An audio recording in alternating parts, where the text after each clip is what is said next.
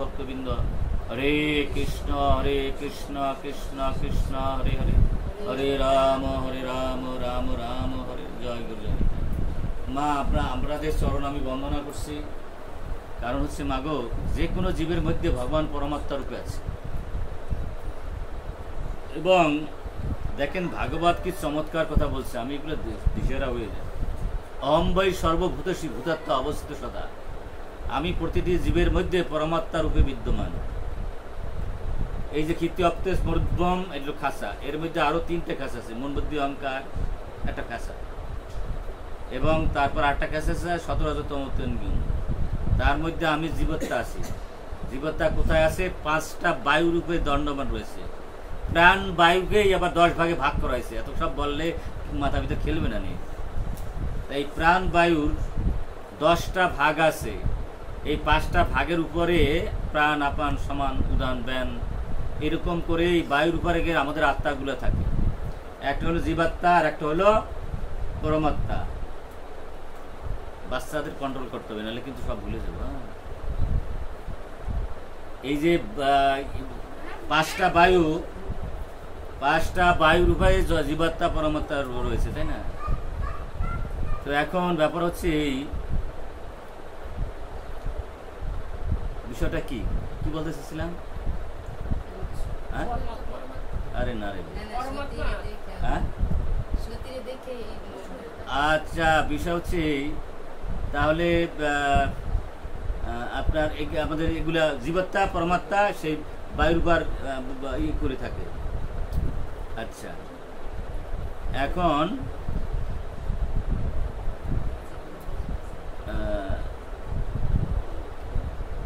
ভগবানের ভালোবাসতো কায়দ, এটাই বলি। ওদের প্রসঙ্গটা হারিয়ে গেছি বোধহয়। ওটার কি মনে আছে প্রসঙ্গ? একটা বাচ্চা এখানে কিছু সময় বসছে, হঠাৎ করে টাস করি আর একদিন শুনে সত্যি।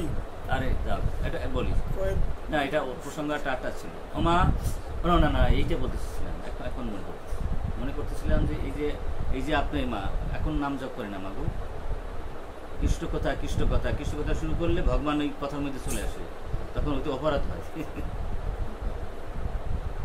হ্যাঁ, এত সুন্দর নাম, তাও জপকে অপরাধ দিতে করি ভালো। যেমন ধরুন, প্রতিটি জীবের মধ্যে ভগবান পরমাত্মা বিদ্যমান, এটা বলতে চাচ্ছি না।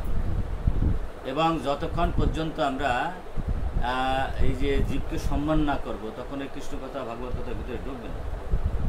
অহম বৈ সর্বভূতেষু ভূতাত্মা অবস্থিত সতা তমাজ্ঞা মর্ত করিতে অর্থ বিড়ম্বনা। এবং এই জন্য দেখবেন এই ভাগবতের মতো এত সুন্দর জিনিস হয় না। আমরা যদি আমাকে অপমান করে, দুঃখ দেয়, কষ্ট দেয়, সে আমার কর্মফল নিয়ে যায়। হরে কৃষ্ণ, বোঝা যায় না মা? যে আমাকে কষ্ট দিল, দুঃখ দিল, অথবা অপমান করলো, সে আমার কর্মফল নিয়ে যাবে, সে আমার বন্ধু না। সুতরাং যে আমার কষ্ট দিল, দুঃখগুলো আমি কিছু মনেই করবো না।